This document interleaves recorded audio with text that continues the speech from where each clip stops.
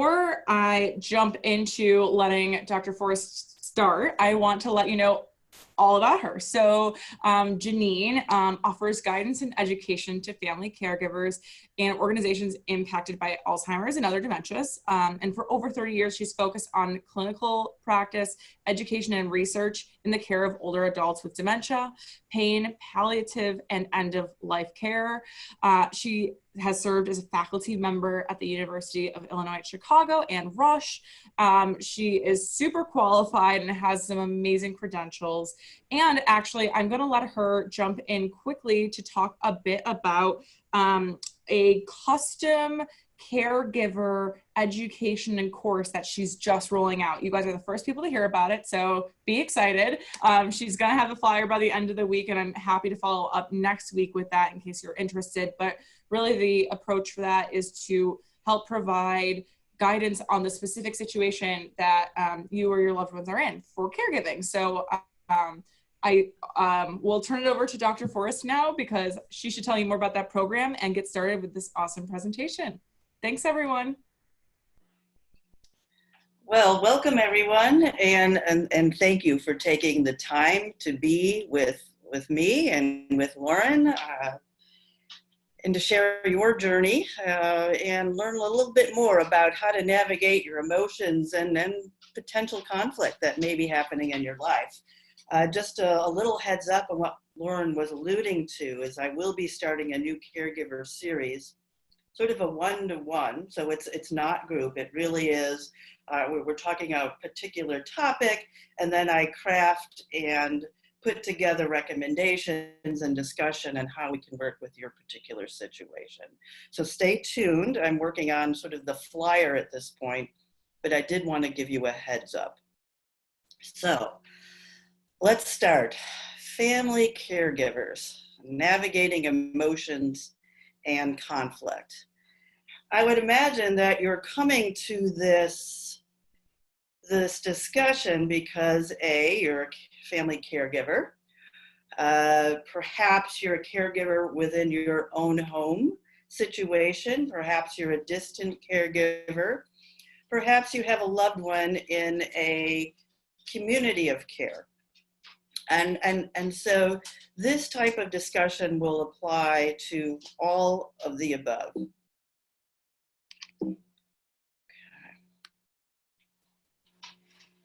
I want to start out by saying, when we're talking about emotions, you know, what are they? Emotions are really short-lived feelings that come from a particular cause. That's the definition anyway. And so emotions, there's a wide range of emotions. And the idea here is that one could feel a myriad of emotions based on your own situation, based on relationships, and those emotions can change, as you're probably maybe nodding your head, sometimes from day to day, sometimes from moment to moment. And the good news is that they are fluid. Emotions do change over time. So the idea here is it's often best to wait some things out because they do change over time. So that's the good news. That said, when you're in the midst, in the muck of experiencing perhaps some difficult emotions, it feels like it's going to last forever.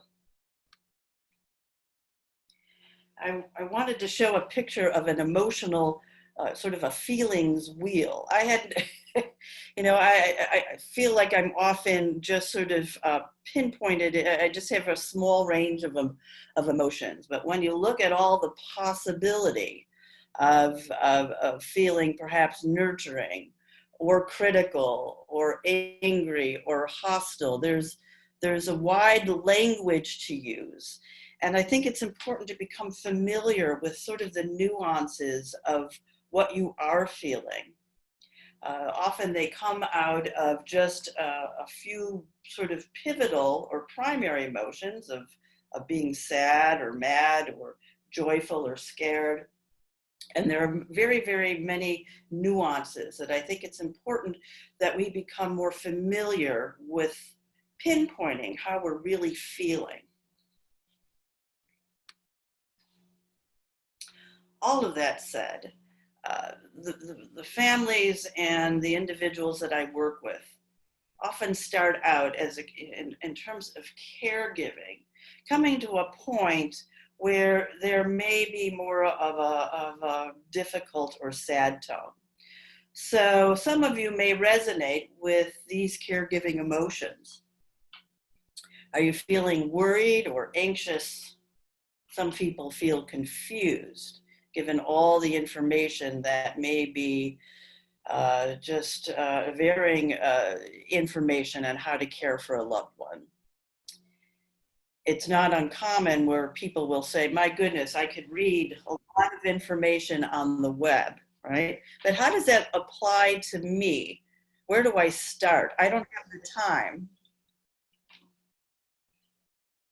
For some, there's a sense of being resentful. I'm not, I didn't want to be in this place.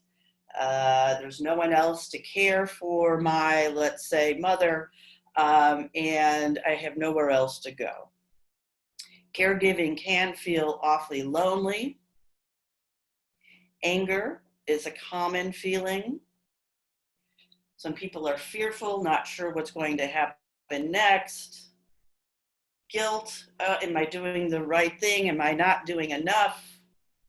Just the fatigue of it all, and some sadness. Now, I don't want to paint an entire dire picture, but often this is why people come for help. And that's a good thing, because this situation can be overwhelming. And I often say, don't try to reinvent the wheel. None of this is intuitive. Not many people go to school to learn how to be professional caregivers. So it comes with a range of emotions. We're given a range of emotions, and they're telling us something. Don't stuff them. They are telling us, they're giving us messages when we are feeling certain ways, and we need to follow through and see other ways that we can get some assistance if needed.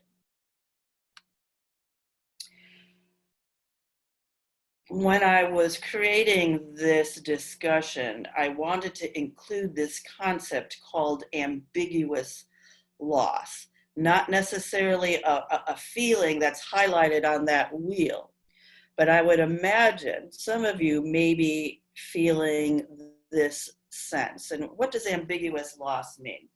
Well, it's a term coined by Pauline Boss. And Pauline is a family therapist out of Minnesota.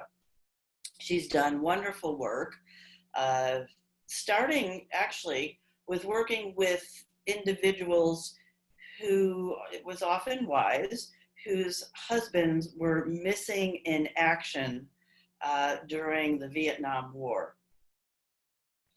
And so this loss, meaning, am I still married? I don't know if my husband in particular is dead.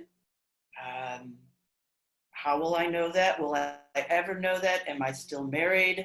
Am I a widow? What am I? What is my relationship to this unknown?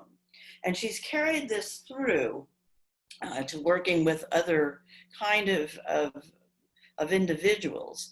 And it's family caregivers who are having a sense of a loved one who is there physically, but mentally and emotionally, I don't like to use the word gone, but it's certainly changed. And the ramifications of that are loneliness, feel like they may be living with a stranger, certainly not the usual, perhaps partner or family member that they're used to in terms of role. There's a disconnect there. And ultimately an unclear resolution. How long will this last? And so it's those types of experiences that are attached to this concept of ambiguous loss. And we're going to talk about strategies on how to address this. But, I'm just imagining that some of you might resonate with this experience. Now, I have to share with you that my work is not just academic and clinical. The reason I started in this journey on my own is my mom most likely had a vascular dementia over 25 years ago. And I can still see the moment in the kitchen when she looked deep into my eyes and said to me, "I'm in a house of strangers. I'm in a house of strangers." She did not know who I was, her youngest child. And it was from that moment, although as a healthcare provider, I didn't have the skills and the tools to know how to care best for my mom or how to communicate. And it really was, it was that seminal moment where I thought, if I don't know how to best care for my mom, I'm going to learn how to care better and teach others how to care for their moms or dads or spouses or partners, brothers, sisters, and so on. And so it was with my mom. I had a brother with vascular dementia, and I'm currently working with, I shouldn't say that. I have a brother-in-law with Alzheimer's dementia. So the reason I share this is this information is not just academic, clinical, isn't just my work. I live this. So I am a caregiver. I have been a caregiver. You may hear the words care partner, caregiver. Care partner is often used when it's in the beginning phases of the dementia journey or trajectory, and individuals can still provide their own self-care. But when more hands-on care, more judgment, decision-making is required in the later stages, caregiver seems much more appropriate. So I just want to distinguish that for you, if that information is new. Okay, so as care partners, as caregivers, you're coming to this place with a whole different set of circumstances. And if you are in a family, each one of you, regardless of your family of origin, are coming to this experience from a different point of view. Perhaps a background, a different educational background, a different understanding on what's happening with a loved one. And it was, in my experience, although as a healthcare provider, I was in the rank, the baby of the family. And so no matter what I knew from a science point of view, healthcare point of view, I was never given that credit, because I was always and always will be the baby of the family. So it was an interesting kind of dynamic. So no, each one of you are coming to this. In my picture, I have this elephant with people with blinders on, and we're feeling different parts of the elephant. So depending on what your perspective or point of view is, you may say, well, I'm dealing with the trunk, or I'm coming, from, the tail. And so this is what I see with families, is they know what they know from their point of view. And it's often very hard to step back and look at the whole picture or the whole elephant in this situation. But that's what's needed as we move forward when we're talking about family conflict. Also, distance plays a role. So if you are a hands-on care provider day to day, or you're doing your best to care from miles away, that does make a difference. You don't see the day-to-day nuances.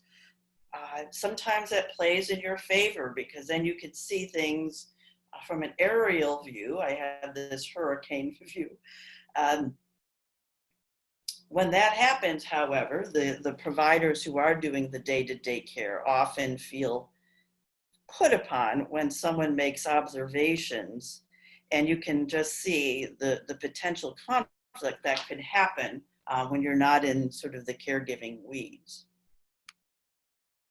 So I wanted to kind of share with you, just to kind of tee this up, that caregiving emotions are natural, they're wide ranging, they come with a purpose. It's important to start naming your emotion. And now you're working within a construct called a family of choice. And it could be large families, small families. It could be just yourself and the person impacted by whatever type of dementia. But you will get a whole mix of ideas and feelings anytime you have more than an N of one. So, sources of family conflict. See if you fall into any of these categories, if this might be your situation with your family. People disagree on the loved one's condition and capability. So mom, and I keep saying mom, it could be dad, it could be whoever, Gary, is just tired, or quote, they're just getting old, and what would you expect, right? And so there is often a disagreement on what's happening in the first place, especially if there is not a confirmed diagnosis. And this often happens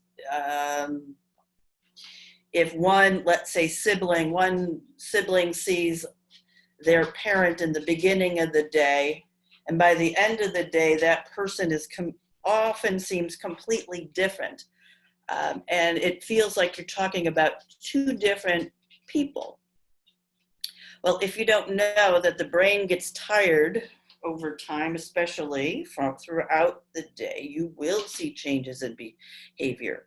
And I often get, oh my goodness, my mom loved my brother more anyway. That's why she's more clear with him, and she's asking more about him. And when I visit, nothing. I get no questions. She doesn't even know who I am, so on and so forth. And this is often from a lack of understanding on how dementia really does impact thinking, personality, and behavior. Helpful to know that there are over 400 different reasons why people have a dementia.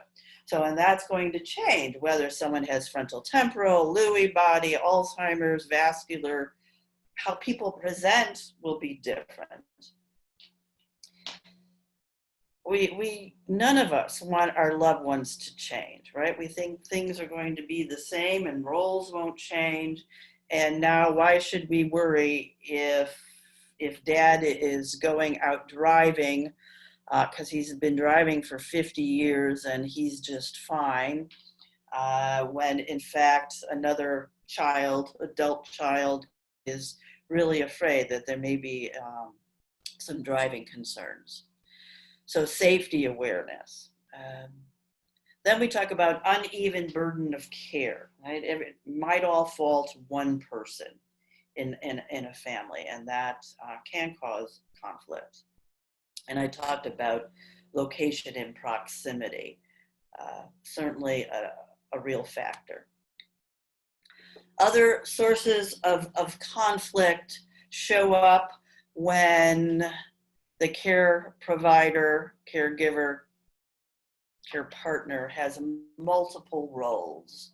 So, and it's not uncommon to fall on the female in the family. That's just also confirmed by research, my clinical practice, but not always the case. So if there are any sons who are holding up the care, certainly all of this applies. But when you have multiple roles of having to work full time, and you may have small children, and now you're, this is certainly familiar with the sandwich generation, trying to do it all.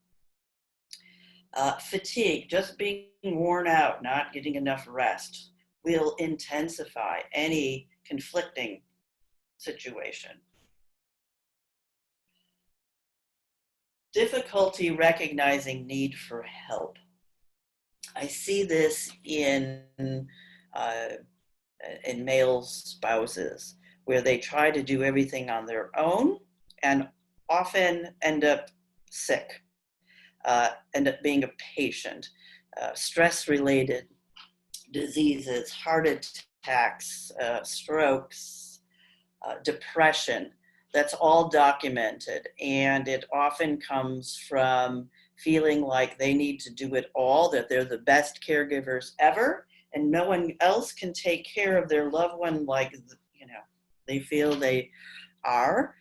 In certain situations, that certainly may be the case, but that's not sustainable. Money, my goodness.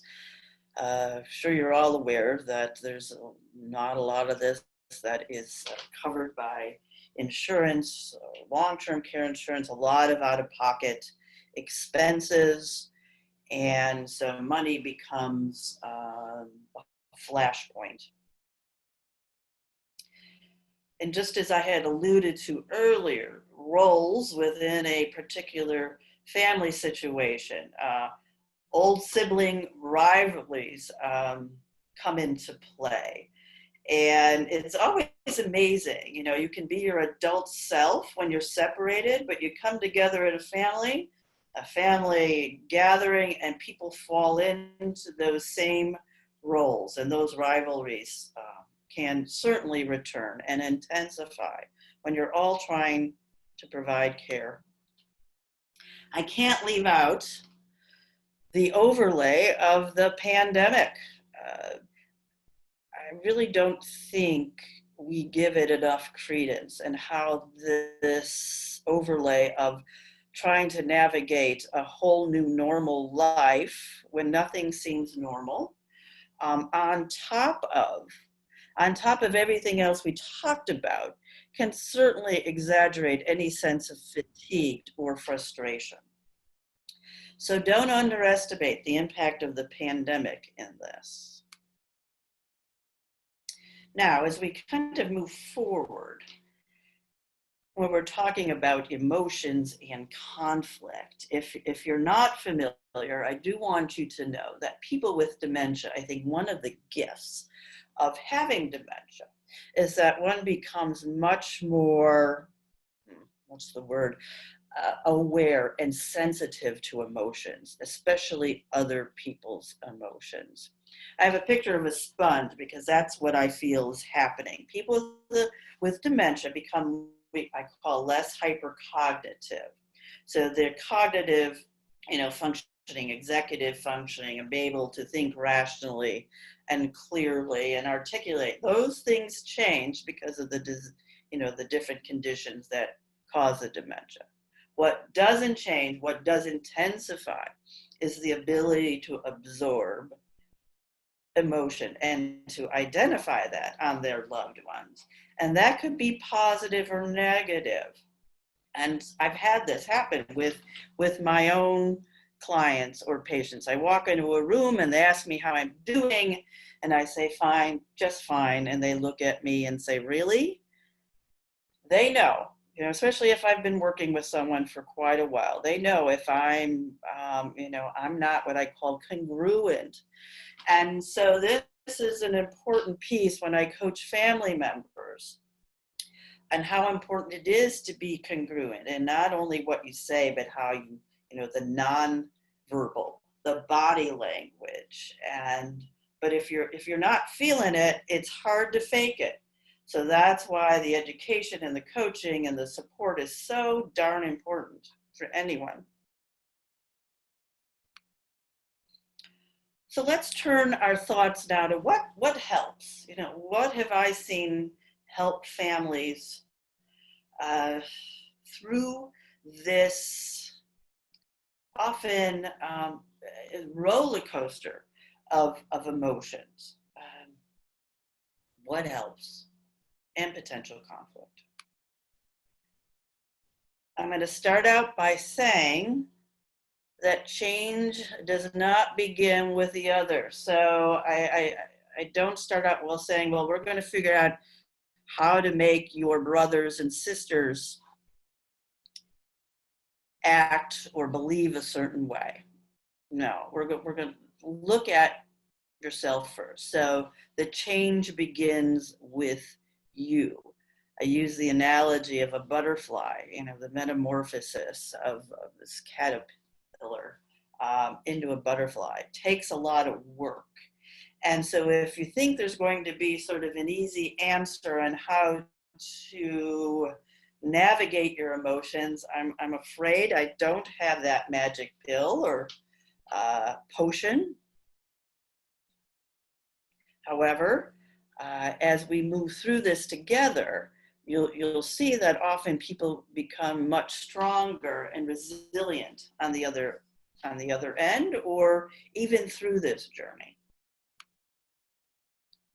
So, for yourself, this is what I've seen work, is literally write it down. And it may be multiple feelings. Name the conflict issue.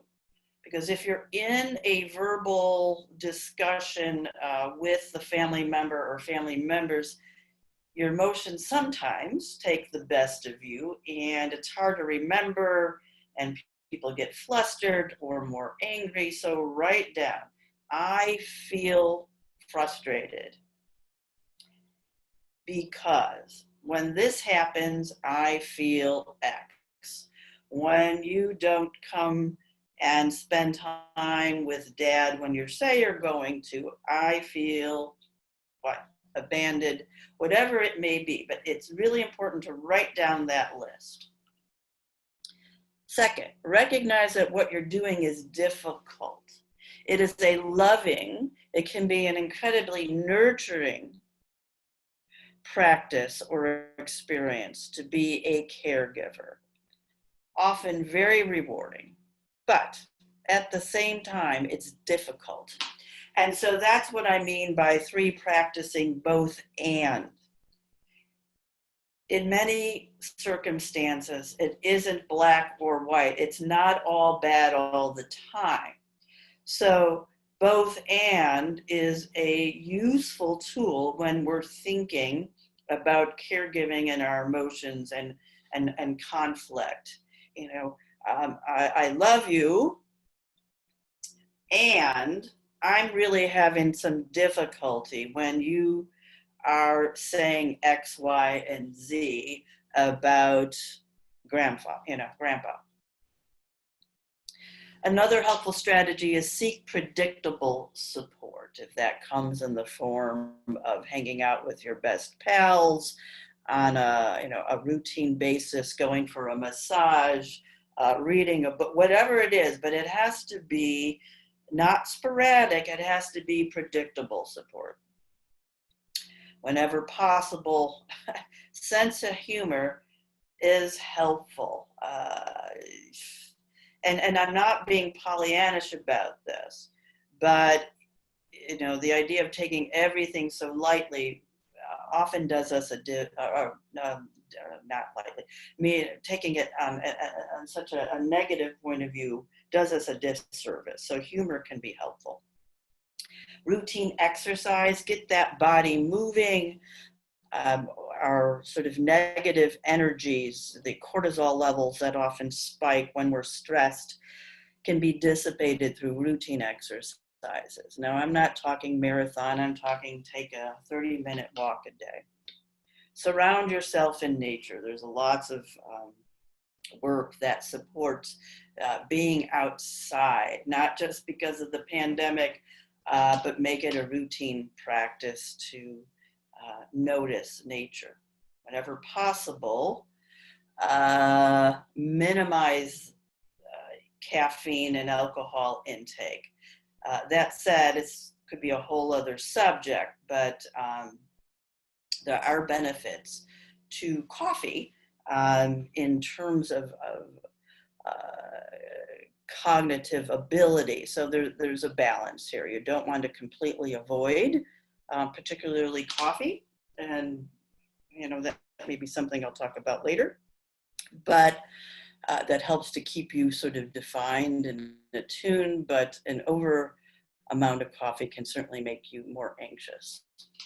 Sleeping. Sleeping is a great antidote to stress, and people can look at a potential conflict in a different light if you've had enough sleep.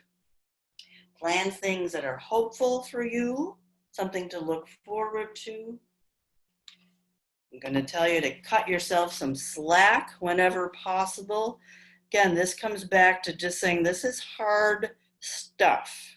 And it's okay saying that, especially if you're a super overachiever and you're used to accomplishing things and feeling great all the time, and there's this pervasive sense of something's not quite right, and it feels magnified.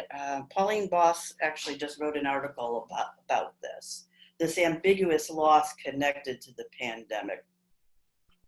So the idea here is to create your own resilience bank account. Write down what it happens, or what makes you feel senses of joy or just sort of relief. Write down that list so you can tap into that bank account. I remember as a caregiver with my mom, I felt so stressed I couldn't even tell you what I did to take care of myself. I didn't have the energy to even think about caring for myself. And so I knew I did it all wrong. So I'm hoping to share some of ways to ameliorate that.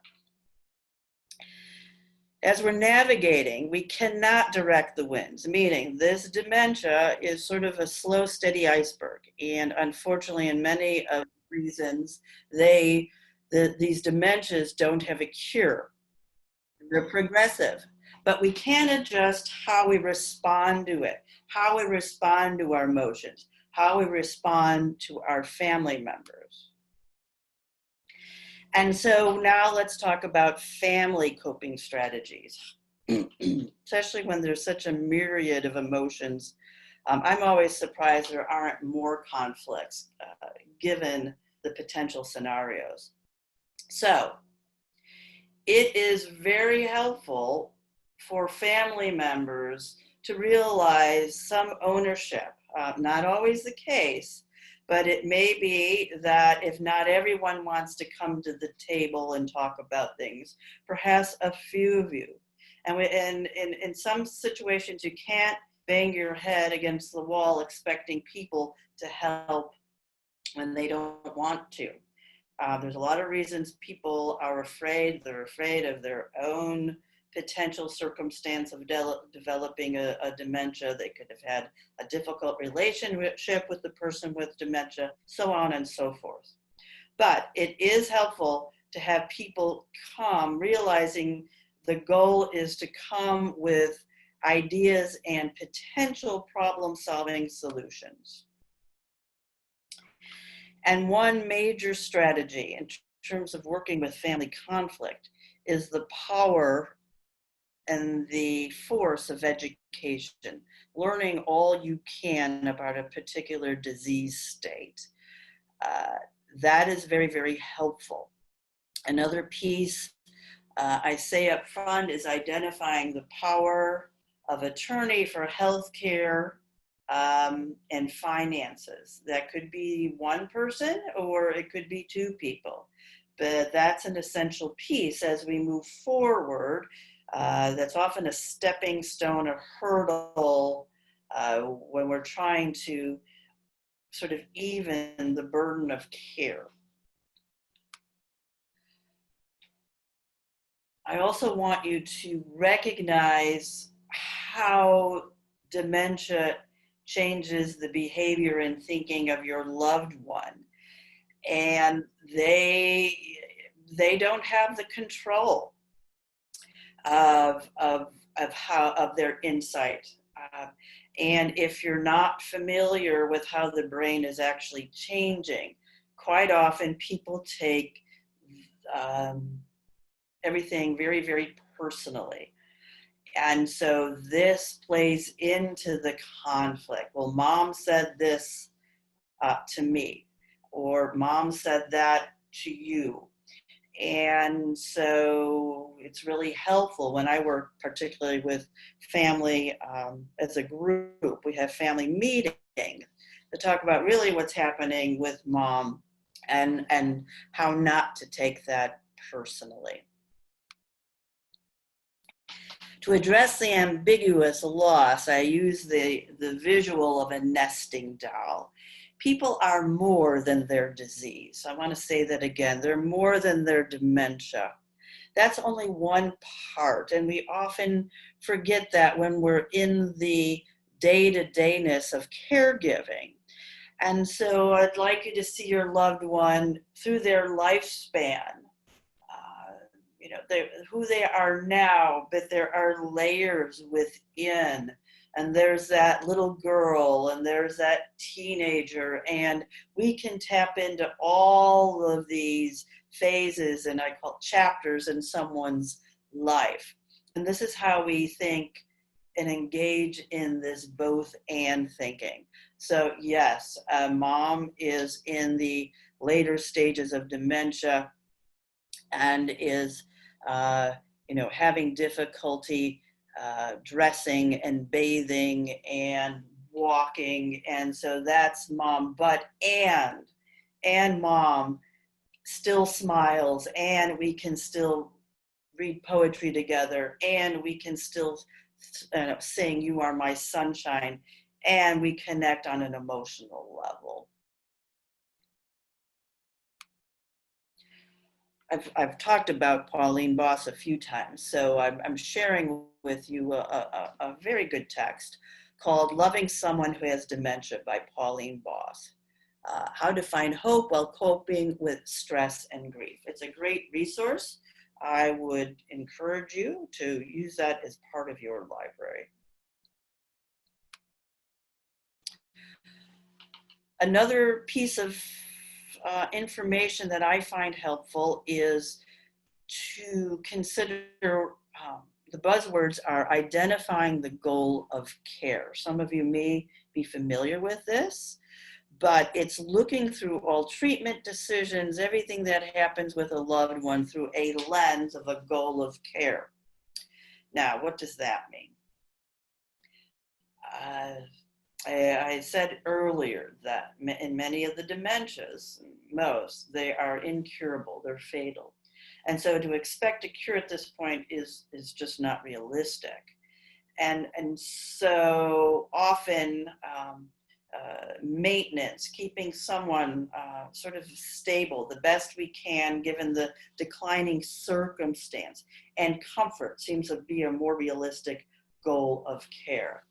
And these are certainly sidebar conversations, but it's a useful lens. An example,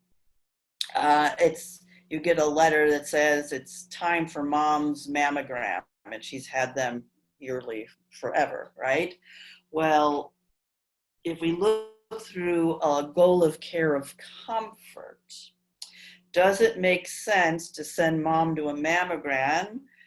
And if any of you have ever had them, you understand the experience of how uncomfortable that can be if you're female.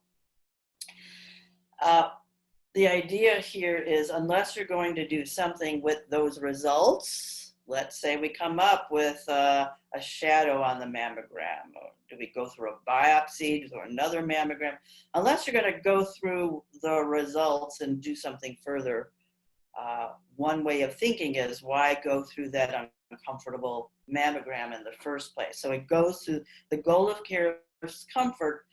And if that's the goal, the mammogram may not be the best choice for your mom, especially if she's in the later stages of dementia. That just kind of gives you an example. So that's what, it's useful to work with families to come together based on individuals, wishes and end-of-life care requests, to look at everything through a goal of care. A couple other coping strategies, and we'll bring this to a close in a little bit, is hold regular family meetings, not just when things are flaring up. This may be every 2 weeks, every month. Make it routine. When you just do it willy-nilly, that usually sets people up for more difficult time. So I have many families sort of set on a monthly schedule, and if need be, it goes to a weekly schedule if things become more chaotic. Bring solutions to the table. Don't be that person who is just sort of, I call it the Debbie Downer. You know, nothing works. Everything that people talk about is, oh, that won't. So let people talk, share their feelings, and then discuss. It's important to work on dividing the labor. I talk about communicating I feelings, be part of the solution. And if needed, you know, some families do need a mediator or a counselor or a coach, and that's okay. This is tough.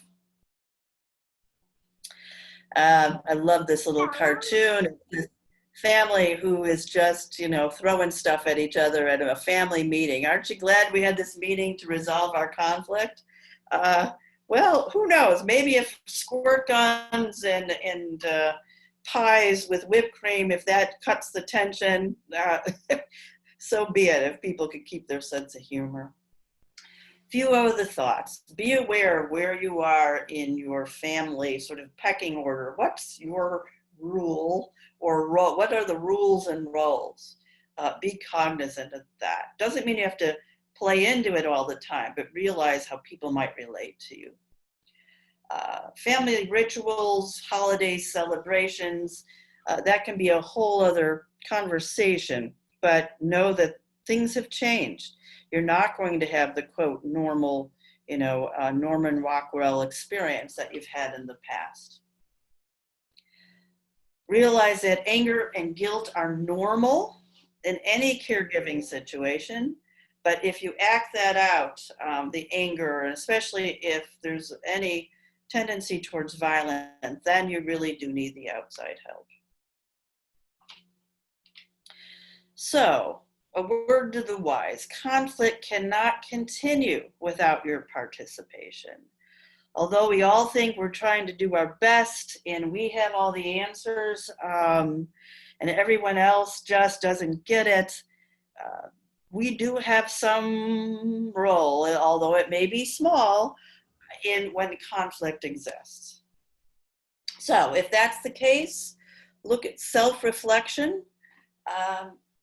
I encourage people to step into the shoes of another, particularly if there's a family member you're having the most difficulty with. How might others perceive your words and actions? Stretch to their side, give it your best shot, or have a coach help you do that. See the big picture. What advice would you give if you were looking at this family dynamic from an aerial view? Know that if you're in a family conflict, you can't start over, but you can change and make a different ending. So it doesn't mean it's going to be bad all the time. Many families have changed over time. And often it's because we still want our loved one in our life. I've worked with a family, recently, 6 daughters, and they all lived in different parts of the country, and the person, their dad, lived somewhere else. So they were struggling together, but they realized they wanted to remain sisters and love each other, so they struggled through. This caregiving calls us to lead into a love we didn't know possible. And so there is a lot of stretching. And so what is possible as we move through conflicts is there can be more self-awareness, often more gratitude. There's a sense of unconditional love that we didn't know possible. Some courage and strength, forgiveness. In many instances, there's spiritual awakening or deepening, compassion,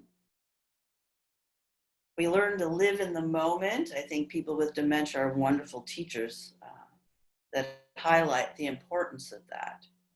And we become more resilient. Those feelings, those situations are possible, but it may not feel like it now, especially if you're in the midst. So, with that note, I am going to open it up to questions, and I'll have Lauren field them. I didn't get any during the talk, so I'm hoping there's a few now. Yeah, well, first question was if we'll have the slides after because they think it's great content. So wonderful, wonderful advice and expertise, Jeannine. I really appreciate it. For those of you that have some specific questions, please utilize that chat feature where you can type in questions right now during these last 10 minutes here. And I think my personal question is just more of a, I think in addition to the folks that are on this call that are probably caregivers themselves as the primary or a secondary caregiver, you talked a little bit about that. We think we're doing the best, and we think that we're giving it our all and no one else understands.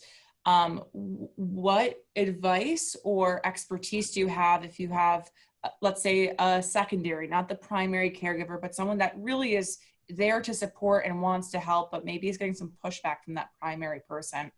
Sure. Do you have any recommendations of how to approach that primary person and say, hey, I'm here to help too. How can I relieve some of that burden? Or, how can I really be a piece to the puzzle to help? Yeah, sure. Great question, Lauren. I think it's important to normalize whatever feel, to kind of call that out. It seems to me, or you look sad to me, or you seem really stressed these days. Can we talk about that? And what you can say, it's really normal. You're going through an awfully difficult time. And so it isn't just targeting that person where they're then feeling defensive. And so can we talk about it? And if they're talking about caregiving, that's when you talk about, the options of, well, let's talk about potential, brainstorming solutions on what I can do to alleviate some of your caregiving challenges. And so it often to say, do you need help? People don't even know what they need help with. They're so overwhelmed. That had been my experience, and that's what I often have with my families.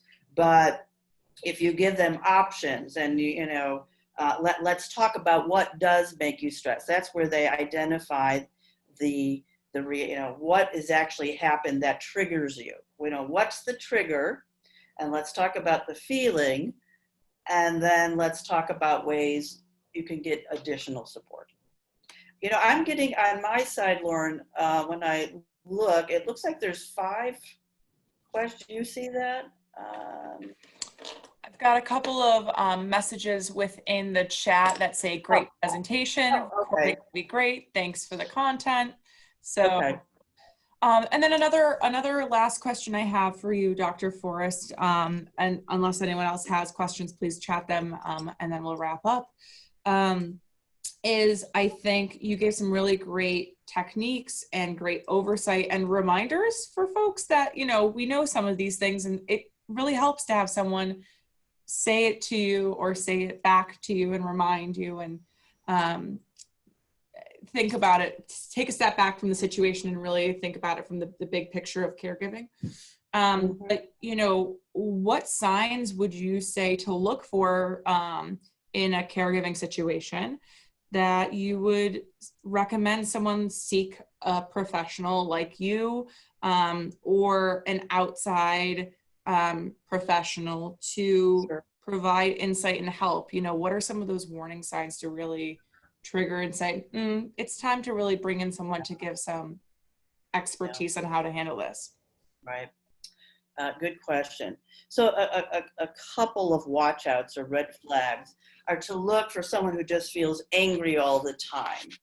And you just get a sense that the world is against you, or, you know, if you're looking at a family member who's a caregiver, and there's also a change in appetite, sort of weight loss, weight gain. So I'm looking at sort of signals for depression, right? So that often it's very, very common in caregivers to develop a depressive state. So we want to prevent that whenever possible. The sense that they have to do it all and they're the only ones who can do the good job, that is, like I said, not sustainable. This really does, you know, take a village. No one could be a caregiver 24 hours a day, because in these dementias, it's like a marathon. We don't know. We have an average maybe of 8 years for someone with maybe an Alzheimer's dementia, but look at Ronald Reagan, right? 20 years plus. So, and especially if someone has, for the most part, really good underlying health, you know, no diabetes, no hypertension, no cancers, things like that, this can last an awful long time. And so we have to, you know, look at that when someone thinks they're the only one, because it can get them into trouble. The other part is just, you know, angry all the time, but lashing out at other people, just becoming overwhelmed, not being able to function in other parts of their life. And certainly it is understandable if you're in that sandwich generation of work and kids and all of that. No one can do that all. And then you have an overlay of caring for perhaps someone with dementia. So you're going to see, though, that overwhelmness happen more acutely and suddenly. Or if someone's developing many kind of you know, headaches and other symptomatic, you know, physical symptoms that are stress related, you're seeing more alcohol use or drug abuse or use, things like that. So those are certainly watch outs that I would encourage, you know, either mental health or, you know, before that. That's why I really try to work with families to prevent those things from happening in the first place whenever possible.